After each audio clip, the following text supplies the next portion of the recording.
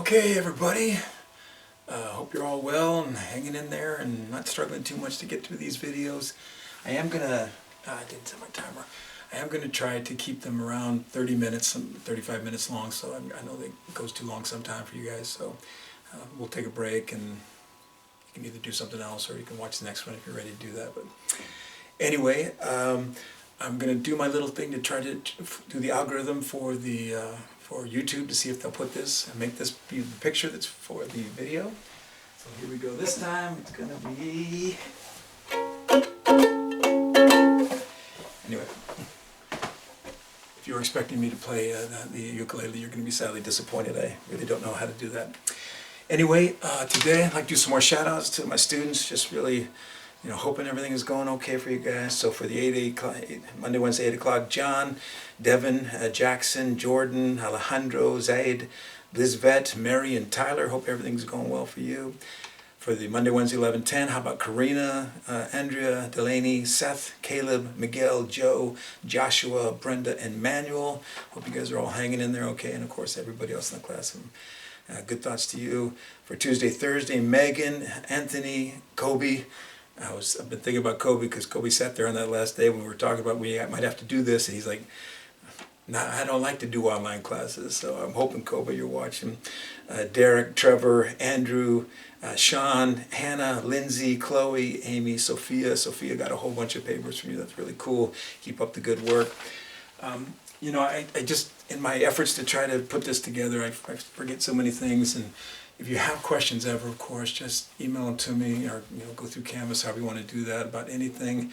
If you have any comments about how maybe I could do this better, I got to tell you, I'm doing about the best I possibly can, but anything else that would be helpful to make the whole thing work a little bit better, then let me know that too. Hopefully they'll be constructive and not like this is a bunch of crap, but if that's the way you feel about it, then I'm sorry about that. Anyway, if you have issues, problems, or questions, make sure you always let me know. And I'm checking. All I do, it seems like, is I prepare the content, of course, go on Canvas, go on email. And I feel like I'm working harder than I've ever worked as a teacher here at Palomar College, okay, which is ironic at the very end of my career, of course. They're really making me put out a significant effort. Anyway, and I forgot my prop. I wanted to start today with an onion, and I was going to bring you an actual onion. I always talk about the onion, but I was going to have an actual onion for you, and I forgot. So imagine an onion, if you will, okay? Now, I don't know how you feel about onions, but I do feel like they're tremendously interesting. I think they're a vegetable, whatever they are. And, I always think that, like, history and onion are kind of like, have similarities. And it's not, just because the both of them can make you cry, but one thing that is the coolest thing about onion to me is that they're layered. They have this layered quality. When you dice an onion, you're only having to really cut it maybe two ways, and it naturally has this dicing kind of component to it. And I've never washed an onion. What you do is you take the hard outer shell of the onion off, of course, take a layer off, and then you begin to use it. And of course it's just wonderful in putting it in just about so many different kinds of food. But here's the thing, like life, like history, like an onion, the thing that they all hold together is that they're layered. We live in this kind of layered situation. And I think about, the layers of our lives, essentially, just human beings. We have a kind of a hard outer layer, right? Like the onion does, and that's the layer that we function within the larger, the public arena. We walk outside, of course. And right now our hard onion layer is a little harder than usual, of course, desiring 6-foot distances from just about everybody. Don't want anyone, of course, near us who's sick or anything like that. Inside that outer layer, that's the public kind of layer of the human onion, is, like the layer of, of more intimate interactions to some degree, of course. Say, like, our class would be one of those things. That you and I don't have necessarily a very significant relationship. It's a temporary relationship. I don't know that much about you, and it's not that I don't want to know. I'm often fascinated by my students. I wonder about their tattoos. I wonder about their hair color. I wonder about the different fashion components of what they're doing. I wonder what they're all about in terms of their life. But it's not my job to be a stalker. And you tell me as much as you want to tell me, and that's what I have to go on. So one of the outer layers is which isn't too deeply connected to you, would be something like our class. And inside of that layer would be like the layer of your job, where you're working all the time. And, you develop a little more strong relationships, of course, with the people that you work with. And inside of the layer of that is the layer of you and your friends, and even tighter, intimate kind of connections between that. And inside of that is the layer of you and your family, by definition, sort of intimate relations. And inside of that is the layer of you and maybe your most significant other, some person, that's most important to you. And inside of that layer is just you, right? And inside of that is your id, I guess, and maybe we don't even necessarily want to go there. But the reason I'm doing this onion thing, you guys are going, what the hell is he going off on onions for? Is because up until this moment, what we've done in our class is only look at the interior component of the American onion. So everything we've talked about has been the domestic history of the United States of America. So it's Reconstruction, how do they confront the aftermath of the Civil War? What are they going to do about the freedmen? It's the Gilded Age, issues, of course, of the ending of the frontier, the end of the independent existence of the indigenous people, industrialization, urbanization, all these modernizing phenomena that are happening, the Progressive Era confronting all the chaos that comes out of the Gilded Age period. So everything we've talked about has really been domestic.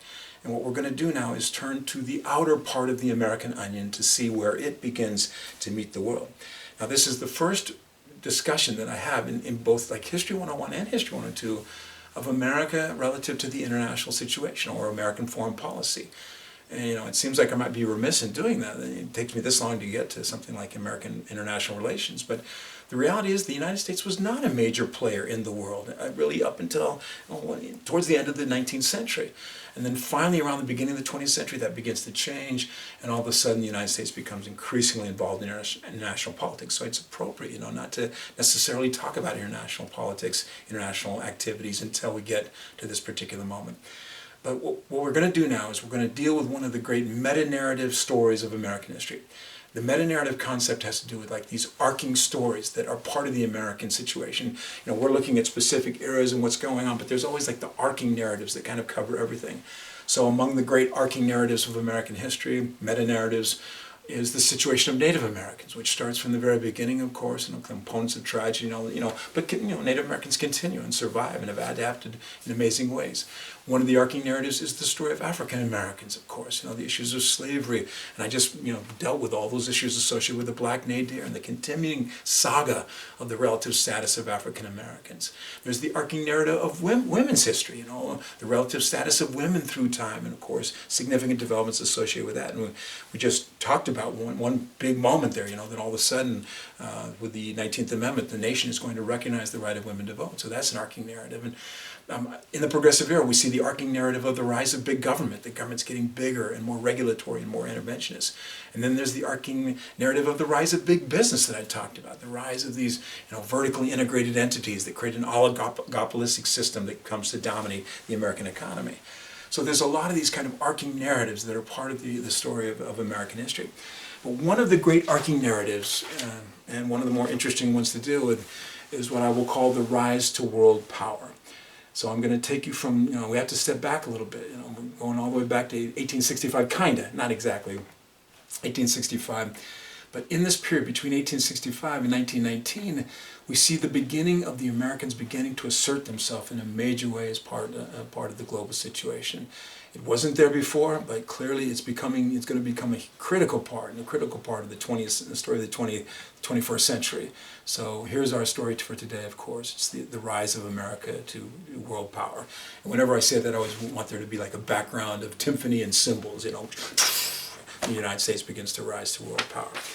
Now, to introduce this dynamic to you, the rise to world power, I'm going to use a particular device which I find useful in terms of understanding.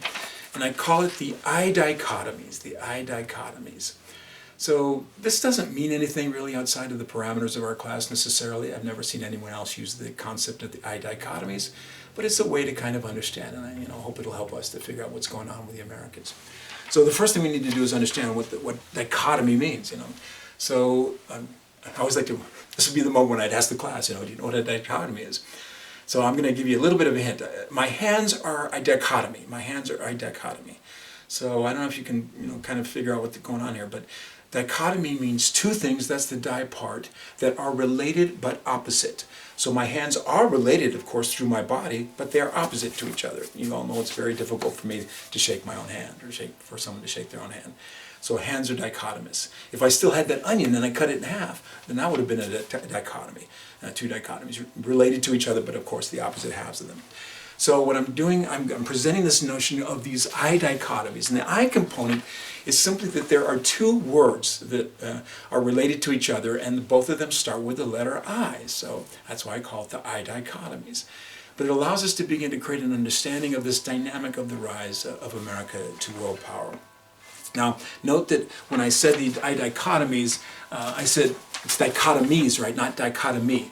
So there are two of them that I want to present to you, and the two of them I think are helpful to understanding exactly the rise of America to world power. So the first dichotomy I want to present to you is I'm going to call it a dichotomy of behavior. So this means how the Americans, it's more than that really, it's a dichotomy of attitude, dichotomy of policy, attitude, and behavior.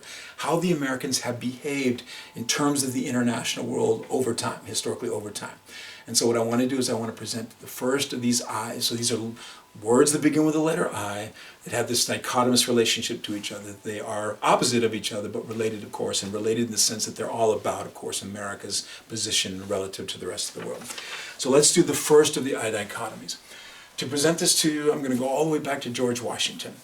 And, I was thinking about George Washington this morning, and I don't spend that much time in George Washington. Here's this major figure, and I don't know if it's kind of an anti-elitism or something like that, or my social history bias.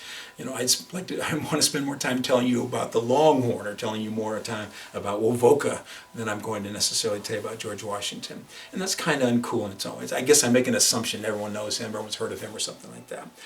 But one thing, I do want to give George Washington his props. He definitely deserves them. And one thing is just, there's a suffering to this man that I always like to highlight. It just seems such a sad story.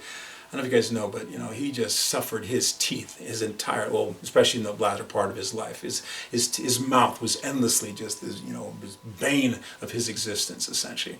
By the time he was president of the United States, he only had 2 teeth left, and they weren't even opposite each other. I'm trying to think, would it be worth it to have 2 teeth? Could you do anything with 2 teeth?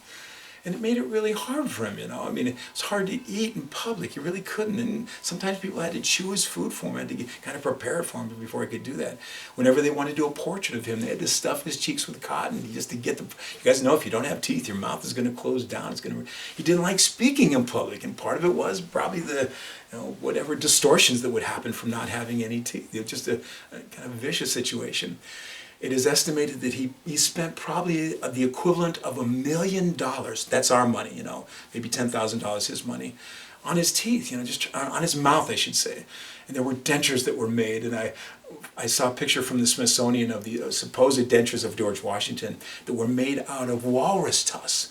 And they were spring-loaded, there was like a spring to make sure they would open when your mouth opened. And the funniest part about them was they were symmetrical. So every tooth looked exactly the same as every other tooth. And of course, that's like a cartoon smile or something like that if he opened his mouth. But, I feel so sorry for this man that he had to endure his teeth and his mouth. That part of, so whenever I have my image of George Washington, I'm like, oh my God, what a horrible situation for that individual. But here's the thing. You have to admire George Washington because he understood that he was this incredible role model, and that he was the first. He's the father of the country, he's the first president, all those kind of things. And what it did to him, it caused him to be sort of rigid in his behavior. He knew that he could do nothing wrong, because if he did something wrong, it would be incredibly destructive of the well-being of America. And he realized that everything he did would set a precedence, and that if he did something crazy, that would become, the precedent of the whole thing. And I have to tell you, we have a lot of the precedents of Washington that still linger with us. The concept of the 2-term presidential terms is basically from Washington. Washington was not a great debater. There were some people who thought that maybe that the American president would be like the British prime minister, that you'd be right there on the floor of the legislature and deeply involved in the debate. But Washington would not do that, right? The only time that he wanted to talk to Congress was when he would have like a State of the Union address. The State of the Union address basically is the precedent established by George Washington. But the incredible self-control that he exhibited is just like this amazing thing that he did, that you have to admire in a very powerful kind of way. But getting back to our topic, okay? When Washington was finally wanting to leave public life, he issued this very, very famous farewell address. It is becoming increasingly clear to just about everybody that the address was, these are in many ways the thoughts and ideas of Washington, but they were the words of Alexander Hamilton. And Hamilton put them down, and was just kind of an extraordinary beauty in many ways. It is so beautiful that it actually becomes the words of the song in Hamilton, where Washington is I think it's one last time, they're going to do this major thing. And I thought it was intriguing that Lin-Manuel could simply take the words from the farewell address and put them to music, and they actually come off as being quite beautiful, to say the least. Anyway, this was Washington's last will and testament. He's trying to tell the nation. He realizes he's the father of the country. And he's trying to tell them what he hopes for them in the future and what he hopes will guide them in the future. And among the things he talked about was, he was really concerned about the factionalism, the partisan factionalism that might develop. And intriguingly, of course, there is a ton of that. He was right. It's problematic, of course, the nature of the American situation. We simply do disagree routinely. But one thing that he was trying to warn against. But here's the thing that I want you to know that he warned against. This is a major part of the statement. He said, beware of foreign entanglements. Beware of foreign entanglements. The world outside America, he said, is a dangerous place, and we all know that there's a ton of truth. It's a world of intrigue. It's a world of conflict. It's a world of deception. It's a world of war. It's a tremendously dangerous location. And what Washington believed was that it would be so much better for this new and growing and developing nation to stay as far away from that world as they possibly could. He said, beware, do not get entangled in the rest of the world. Keep yourself apart as much as you possibly can. And so this notion of Washington began to evolve to become basically the essential policy, the attitude, and the behavior of the United States of America. And it allows me to introduce the first of these dichotomies, this dichotomy of behavior, words that begin with the letter I. So he wants America to stay apart, to stay away from, and all those kind of things. So I'm going to give you 3 seconds to guess what I'm about to say this word is. Starts with an I, don't forget. It is, indeed, you are absolutely right, it is isolationism. So this becomes one of the essential expressions of foreign policy in regard to the United States of America. There are people who don't like isolationism. I mean, it comes directly from the ideas that are expressed by George Washington, and they want to believe that this isn't necessarily the ultimate policy that develops.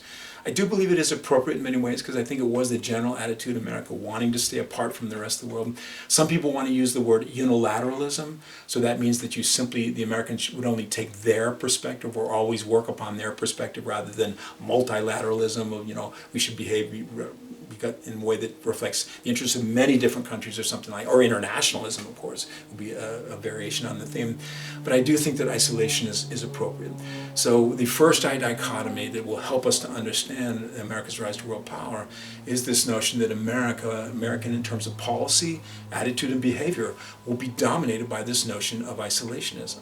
And indeed, isolationism will pretty much reign as the dominant policy of the United States until the period of World War II. Believe it or not, it's going to take that long. So for most of American history, we have been isolationists. Now, there's a couple things I want you to know about isolationism. One thing is that isolationism in many ways simply reflects a physical reality. I'm hoping you guys can see, I got this was from one of our big maps that fell apart, and I brought it home for whatever reason, but I'm hoping to be able to see this just a little bit. Here we have the North American area right over here. I hope that's not too unclear to you guys. But one thing that isolationism simply reflects is the fact that the United States of America has been generally isolated. So isolationism is a reflection of a physical reality. The United States is isolated from much of the rest of the world. It's simply been a truth of the United States that it has never been really challenged by anyone within its realm.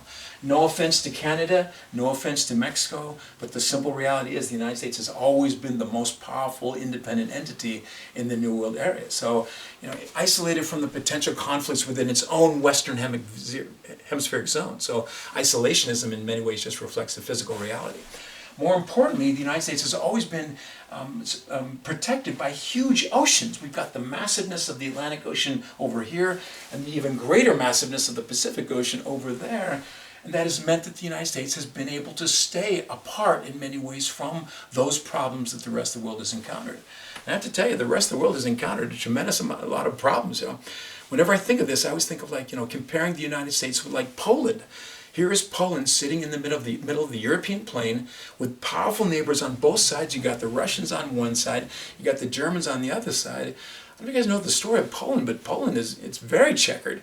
There are times when Poland is there, there's times when Poland is relatively big, and then all of a sudden Poland's gone. Either the Germans have taken it over or the Russians have taken it over, you know. So Poland has this, it's because they were subject to the will of external forces that could just kind of roll over them at any particular moment.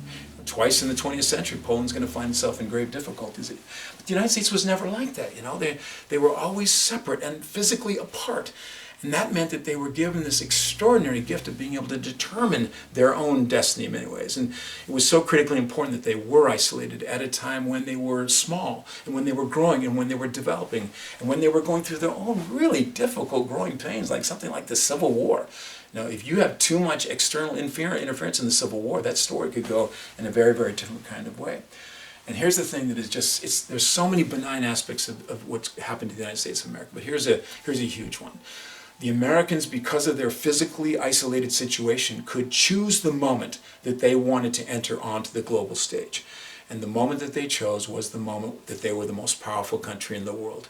I mean, who gets to do that? You know, when was that going to happen? It doesn't happen for anybody else, but the Americans could wait until that moment when they were in a position of global domination to choose to begin to enter into international activities, and it's one of the more remarkable developments. So please understand that isolationism is simply in many ways a reflection of the physical reality that they were isolated from the rest of the world. The other thing that I want you to know, though, is that there's no such thing as perfect isolationism. And all through the period when the Americans were isolationist, they did have to engage themselves around the world. I mean, it's just impossible. So, for instance, they would endlessly be engaged in foreign trade. Of course, it's a primary kind of interaction. It was critical in many ways. They had boundary issues they had to work out between themselves and the British, or themselves and Spain, or ultimately in Mexico also. There were issues like for piracy, international piracy, or international slave trade. I do want you to know that when I said piracy, I should have stopped. One of the first significant international acts of the United States of America was when Thomas Jefferson sent an American fleet all the way to the Mediterranean to deal with these Barbary pirates. These pirates were stopping ships and just stealing people, you know, anyone, including Americans, were getting, and sold into slavery. And so Jefferson decided he had to do something, a little show of force, so they sent American frigates all the way across the Atlantic Ocean. So you have to deal with things like piracy. And the United States had to deal with things like war. Now, the United States would fight against Great Britain in 1812. They would fight against Mexico, of course, in 1845? I forgot what year that is. 46? Anyway, that's History 101 issue. We'll not have to worry about it right this second. But, you know, so they were never perfectly isolated, but the general attitude was non-alignment, not connecting, no alliance, you know, those kind of things. This will dominate America. So isolationism represents, of course, the idea of George Washington. It represents the physical reality of America being relatively isolated. And it also represents a level of involvement around the world, but of course as muted and as restricted as the Americans could possibly make that happen. So what we have in America as the first dichotomy, understanding its rise to world power, is a nation that was absolutely isolationist in terms of its, you know, basic policies, attitudes, and behaviors. Now, I'm sure you guys know that, you know, in the story of America in terms of international relations, clearly isolationism is then, you know, and something else is now. And so something else is now is the other side of the I dichotomy, of course. So this is going to be a word that also begins with the letter I. So we go from being isolationist, of course, to the other side of the situation. What am I going to say here? It's a word that begins with the letter I. 3 seconds to guess, yell it out, and disturb your family while you're yelling. Anyway, the United States will increasingly become interventionists. So we go from being isolationist, wanting not to be involved at all in terms around the world, to becoming the most interventionist country the world has ever seen. The global superpower to the nth degree. There's never been a country in terms of its ultimate involvement as like the United States. The United States today, of course, is so incredibly deeply engaged around the world. We have international relations with every single country, and if we don't, we're probably spying on them, right? But there are embassies and legations that are everywhere around the entire world. We have a huge military. We have the largest military in the world. It's 20 times as big as the next largest military. It means that we have a global military response that is just extraordinary. We can respond to any situation probably within about 24 hours, even boots on the ground if you think about it. And if you look to the ultimate expression of the American military might, we can impact that situation within 30 minutes with an ICBM. If we're going to nuke somebody, that can happen relatively quickly, of course. It's one of the more disturbing manifestations of our modern world. The United States is the leader of global symmetry in every way you can think of, political symmetry essentially. We are the owners and creators of the United Nations. The headquarters is in New York City. We're the primary underwriters of that particular activity. Economic symmetry, political symmetry, environmental symmetry. For a long time, we've been the leader in climate symmetry, of course. We've sort of taken a big, unfortunate step back from that at this particular moment, and this critical particular moment. But, the United States of America will begin to become the most interventionist country the world has ever seen. We become the world's police person. No problem is too big. No problem is too small. And in many ways, it's very problematic for our well-being because it does drag us into all these entanglements and all these situations. We are stuck in an unending war in Afghanistan. Perhaps it's going to come to some particular kind of end, but spending massive amounts of money. Almost, you look at the lesser powers, and sometimes you got to look at them with envy because they don't have to spend as much money as we do. We kind of maintain the status quo, the peace, the Pax Americana, and they don't have to do a damn thing about it in many ways. Anyway. This is the essence of this dichotomy, okay? This dichotomy of behavior. The Americans went for a very, very long time, of course, trying to be as isolated as they possibly could. But what happens is the United States will increasingly become interventionist. And that's the story, right? How do we get from being isolationist to becoming increasingly interventionist? The story that I'm going to try to tell you guys, okay? Now, that's the dichotomy of behavior, so how the Americans have behaved. We go from the isolationism that endures, at least in many ways, in terms of the policy, until World War II, to be honest with you, to the interventions, of course, that will come after that. So that's the essential kind of dichotomy of behavior. But I almost want to introduce another dichotomy. I'm going to call this one another I dichotomy. This is a dichotomy of intention, a dichotomy of intention. So this is basically more the philosophical understanding of the situation. So what is it that what are we intending to do, especially as we become more interventionist, what is our intention as a nation, essentially? Now, when the United States does things around the world, it generally wants to present its activities in the language, at least, of idealism. So here's a word that begins with the letter I, right? Idealism. Our intention is idealistic. That means that we want to be the leader of the free world. We want to make the world safe for democracy. We want to have Operation Iraqi Freedom. We want to bring freedom. We want to bring our way of life, essentially, to the rest of the world. Allow them to have the benefits of our political apparatus, our relative freedoms, our economy, our benign social structure, all those kind of things. The Americans have long, when we talk about what we're doing, and when we, almost always when this is being presented, what are the Americans doing around the world? We're doing good things, right? We're the good guys. We're the leaders of the free world. So our behavior, our activities have always been couched in the language of idealism. And I think most Americans, as an American, I want us to be idealistic, to say the least. I want us to be good for the rest of the world as much as we possibly can. So this becomes one of the eyes of the dichotomy of intention, all right? But the question is what we're actually doing so idealistic? And so I have to present to you, of course, the other eye of this dichotomy of intention, and that is imperialism. Imperialism means the aggrandizement of your nation. I kind of like that word because it's trying to tell you, right, to increase the grandness of your country through economic activities, territorial expansion, or other kinds of activities. And when we look at American behavior around the world, routinely, what might at first glance appear to be idealistic may just being an effort to reinforce the relative power and strength of the United States of America. Why do we go to war in the Middle East? It might be because there's a ton of oil there, right? And we want to control that oil. And there were lots of resources in Southeast Asia, so maybe that's why we're in Vietnam. Much less, and really, we're in Vietnam to challenge the relative power of the Russians. We don't want the communists, of course, to be powerful. We want to be the power. We want to express our relative might. So we have these two kind of sides to the American activity. Many countries, like if you're Adolf Hitler, you're just imperial. You don't give a damn about anything, right?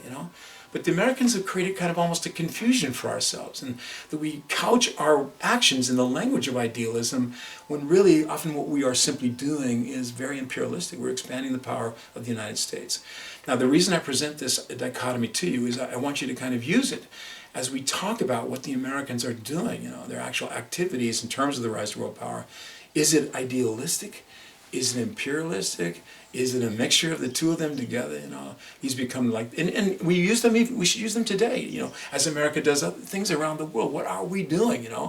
Is this idealism? Is this imperialism? Essentially. So these are the two dichotomies which I hope will govern the discussion, the conversation, real conversation. I'm doing all the talking, the monologue that will kind of inform us in terms as we're presenting the rise to world power. Okay. So now what I want to do is I want to tell you the story, what happened. Okay, if the Americans were isolationists, what's going to be the thing that's going to change that will lead them to become increasingly interventionist? So there are two things that I'm going to highlight for you guys. This is my essential understanding of the nature of causation. Why do things happen? And why things happen is always related to two things.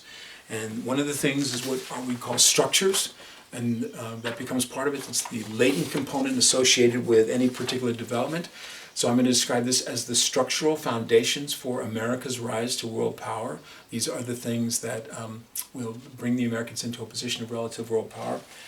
I forgot to do it with you guys, but I always hope that you have already made a copy of the outline associated with each presentation so that you'll be able to see these things as they come up. So a good idea to have the copy of the outline in hand, and also a really good idea to have maybe the study sheet at hand to begin to see when there's an identification popping up, which of course I will inform you of. But the first thing I want you to see is that there are structural foundations that will create this potential of the rise to world power. The structures are latent forces, so that means they just kind of lay there. It's like the structure of your house or the building or a car or anything. They just sort of sit there, okay? But they do create the potential for action or something to happen, some kind of development to occur. And so what I want to do is just kind of describe for you what's going on in terms of the structural foundations of America's rise to world power. Now, in large part because of the issues of isolationism, there had to be something to break Americans away from their notions of isolation. So we also have to see that there are going to be events. Structures are latent, they sit there, you can look at them, you can analyze them, you can even change them if you wanted to, of course. Events are just the things that just happen in life. It's the nature of the foundation of carpe diem.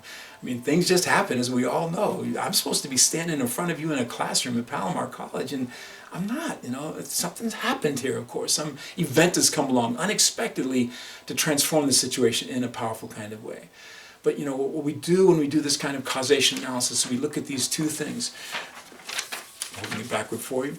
Structures create the latent situation, and then the events kind of can kick everything into gear. So the story I'm about to tell you, about America's rise to world power is, look first, what is the structural foundation creating it, and what then are the events that. And events are critical here, because I don't think the Americans would have done this on their own because of their notions of isolationism. Something has to happen. Something has to draw them out of their sort of shell, and the events become critical in America's rise to world power. Okay. So let us look first, of course, at the structural foundations to America's rise to world power. The first thing I want you to be aware of, and this is the one I've already kind of told you, is the critical thing that allows the Americans to be in a position where they can become a global superpower is the economic development of the United States of America. I told you that by 1900, by everyone's estimation, the United States is the richest country in the entire world, the largest economy in the entire world. And it's not just that, but it's a powerful industrial economy that can crank out massive amounts of product if they need to. And in many ways, being the global economic superpower is the foundation of being the global it is. It's not in many ways. It is the foundation of that situation. And you can break it down if you want to. And that means that you have the ability to create a war-making capacity greater than any other country in the entire world. And that's exactly what we have done throughout the 20th century. I mean, most of the 20th century and 21st century. We got a war-making capacity that is stunning, essentially, Even though the only problem, of course, is technological events come along to kind of transform everything, and it may or may not work anymore, your old stuff. I picture that there would be a war that would start it, and I feel like every naval vessel in the world would be sunk relatively quickly because they just have some kind of guided missile come in and just take them out, So how would that even function in this kind of new world of modern warfare, of drones taking out everything? But the reality is, of course, you cannot be a superpower unless you don't have unless you have the economic foundation. Chile is an interesting country. There's no doubt about it. Great agricultural productivity, but it's never going to have the economy to allow it to be a superpower. China, they've got it right. That's a different story right there, right? But this is a critical kind of ultimate foundation for America's rise to world power. And the thing that I want you to think is that having that powerful economic foundation allows the Americans to have the capacity for world power. They can do this, right? Other countries can't do that, but the Americans, because of their economic growth, their industrial prowess, they had the capacity to become an industrial power. So right there you have a critical foundational situation that will allow the Americans to become a global superpower. Now that doesn't mean that they're going to take advantage of that, right? I mean, that's the whole point I'm trying to make, is that they believe in isolationism. So there has to be something, another structural situation that's going to have to come into play. And in this situation, what's going to happen? The Americans have the capacity to be a world power, but the question is, do they have the desire to be? So we have to create another structural component, and I'm going to call this like the foundation of the idea. The structural component is an idea. There were particular individuals who began to think that becoming a world power was a good idea. Now, it goes against the general idea of isolationism, I already told you, of course, but there were some Americans who began to kind of change their mind a little bit. And as they began to emerge, we call them the foreign policy elite. The foreign policy elite. And there's a number of reasons why they were called the foreign policy elite, but I want to focus your attention on the idea that these are the people who began to think, maybe it would be a good idea for the Americans to become a world power. Maybe we don't have to play this isolationist game so much. Maybe we should be more than just, remaining within our little local area. So we're going to see that this becomes a structural component of individuals with the idea that maybe America should become a superpower. Now, there are those interesting developments in America that kind of have a person that's behind them. So for instance, I told you that J.B. Duke is the founding father of vertical integration, or John Wesley Powell is the founding father of the concept of isolationism, or we could say that Jane Addams is the founding mother, of course, of social welfare activities in terms of the United States of America. Well, in this notion of America's rise to world power, there is a founding father person. And the person who begins is the first American to really aggressively promote the idea that America should be a superpower is a man by the name of William Seward. And William Seward, of course, becomes a potential identification for our class. Seward is not necessarily the greatest known American historical figure. I'm pretty sure that I had not heard of Seward until I was in my college history classes, and then I began to get a sense of this particular individual. But he's very, very important. He's one of these kind of behind-the-scenes guys. He does a lot of critical things that aren't always necessarily seen by everybody. And by the way, he wanted to be in front of the scenes. He wanted to be president of the United States of America, but it didn't quite roll that way for him. But he is critically important in American history in a variety of different ways, and one way that I'm going to really highlight for you, of course, in terms of the rise to world power. So let me just give you some of the sense of the various things that he did. There are three things I want to highlight for you in terms of the activities of William Seward. I want you to know that he is one of the critical figures in the foundation of the Republican Party of the United States of America. He was a major politician in the state of New York prior to the Civil War, disaffected by the political situation and wanting a new political expression to begin to emerge with others. I think I read the other day that the Republican Party is technically founded in Wisconsin, but among the major early figures in the rise of the Republican Party in the 1850s is William Seward. He's a critical figure in this, and one of the most prominent early Republican politicians. So that's something important about him. He also was the Secretary of State under Abraham Lincoln. This is one of the great failures in some ways of Seward in terms of his own life. He really wanted to be the President of the United States in 1860, and he ran for the presidency. And the Republicans get to their convention, and it's like a deadlock between William Seward and Salmon B. Chase. And they go vote after vote. I don't even, it's like 100, more than 100 votes or something like that, and they can't work out the deadlock. The two sides simply will not agree with each other. So ultimately, the convention turns to a dark horse candidate, so somebody else. And that, of course, was Abraham Lincoln, and everyone rallies to him. Seward was super famous, and Lincoln was virtually unknown, and Seward was so resentful of the situation.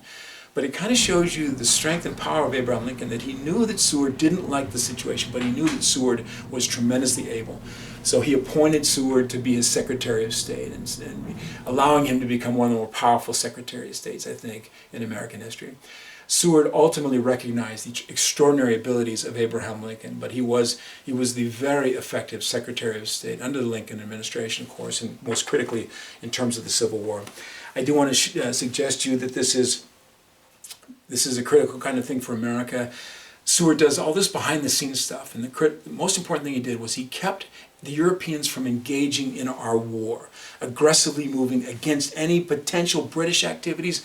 You can just imagine if the British had become allied to the South. I mean, the story is totally different. We'd all be saying y'all and stuff like that, you know. But he was aggressively against the French activity, against the British activity.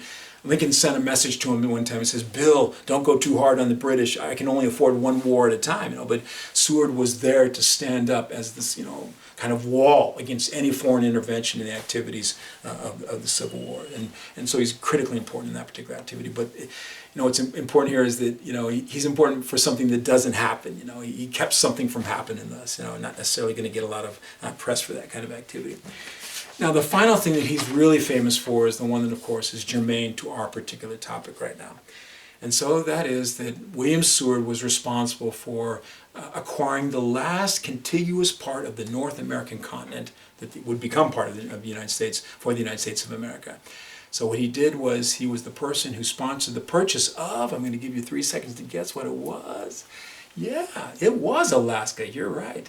So in 1867, William Seward is the primary sponsor behind the purchase of Alaska, purchased for $7.2 million. This was the last of the great contiguous areas of the United States that would become part of the United States. And Seward is critical, of course, in terms of the acquisition of Alaska. Now, I want you to know that when he did this, you know, this was not clearly it was supported by Congress. Otherwise, Congress wouldn't have appropriated the money for it. But this was not popular among the people of the United States of America, and the press really went against him for this. I mean, they're like, this is a joke, you know. They called it Sewards Folly. They called it Seward's Icebox. I mean, this guy's just bought a bunch of Arctic wasteland for us. What the hell is all that about, okay? So, at least in the moment, there is no significant appreciation for what it was that William Seward had done. But I think you guys all know that our attitude towards that situation is significantly different. I want to highlight for you the strategic importance. I always have my finger in the wrong place. Strategic importance, of course, of Alaska. The critical factor here is, who did we purchase Alaska from? So does anyone know who we purchased Alaska from? I'll give you a couple seconds to guess. Yeah, you're right. We purchased it from the Russians. You know, this was part of Imperial Russia. And so just imagine a counter scenario where we don't purchase Alaska, and that becomes part of the Soviet Union, and that means that the farthest reaches of the Soviet Union during the Cold War would have been about 600 miles north of Seattle. I mean, that's a kind of a terrifying proposition to contemplate that central reality. So instead of this being like part of the Soviet Union, you know, this is America early warning. We're watching over the Russians, you know, across the Straits of Siberia, or the, what is it? The Straits of, oh damn it. The Bering Straits. Forgot his name for there for a second, forgive me. Anyway, so, you know, one of the things that we talk about in terms of Alaska is the strategic importance as far as we're concerned. Of course, I'm sure you guys know the economic importance of Alaska is also very critical.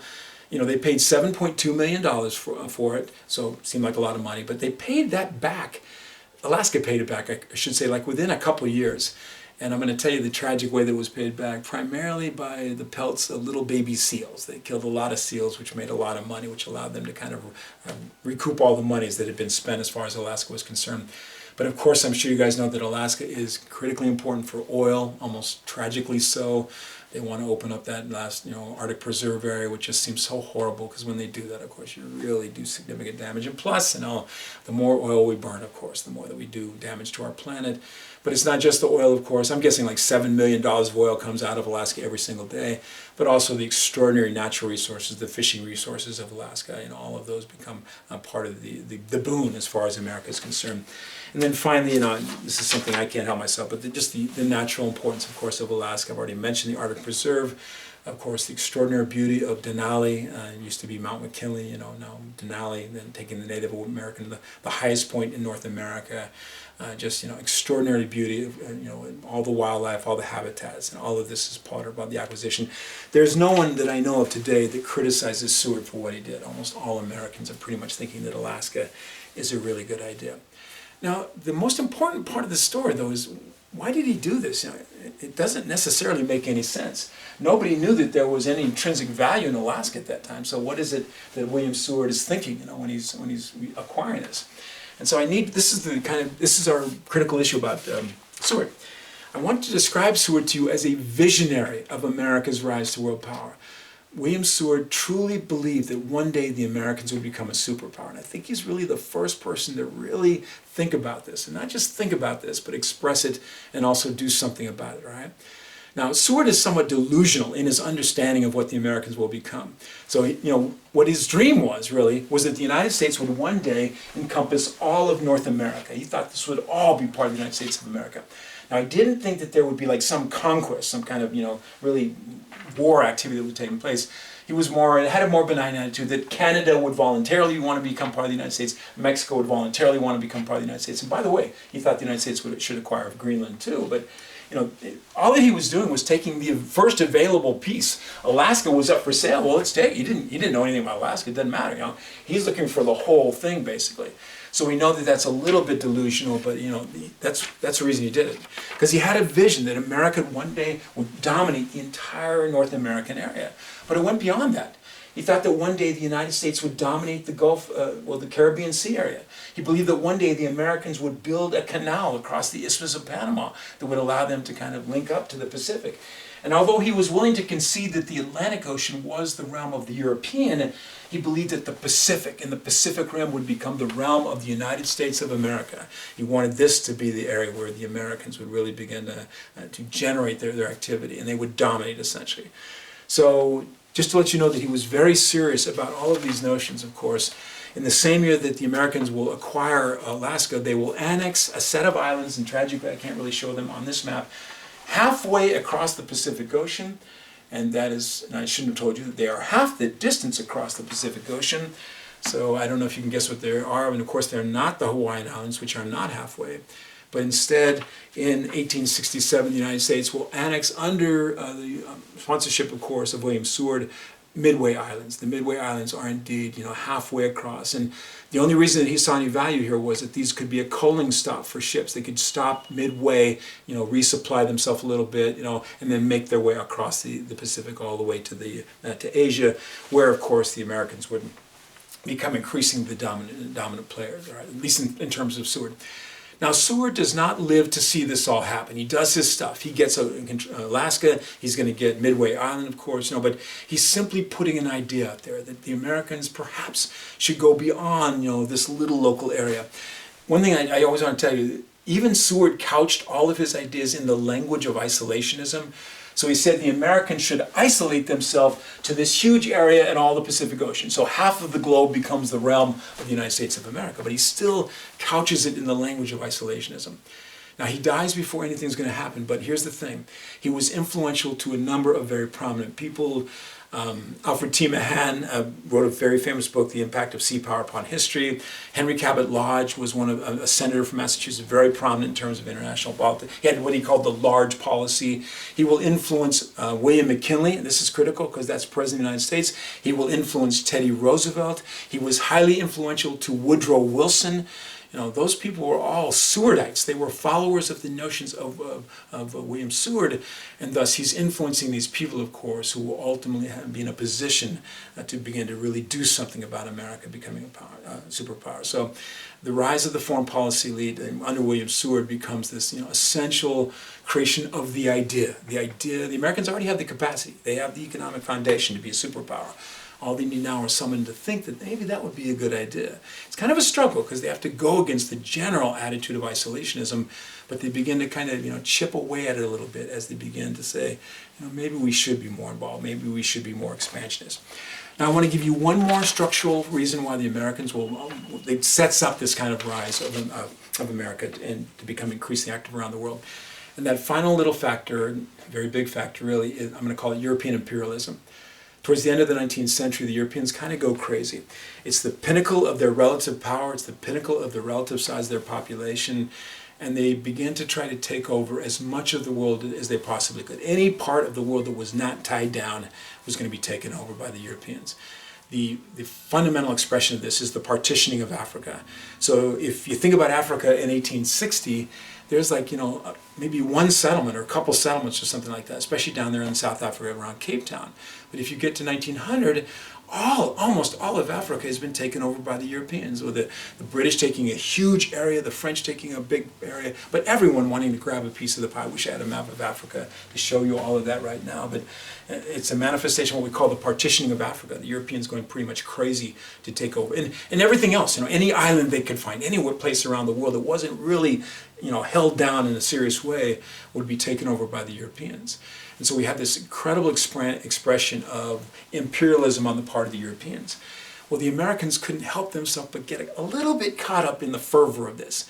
In America, sometimes they call this jingoism. That's Jingoism, jingoism. Not sure where that came from. I think that Teddy Roosevelt liked to say, "Buy jingo," maybe it's something like coming from that. But this is, there was a little feeling in America. I mean, everyone else is doing it, and so, why should the Americans do it too?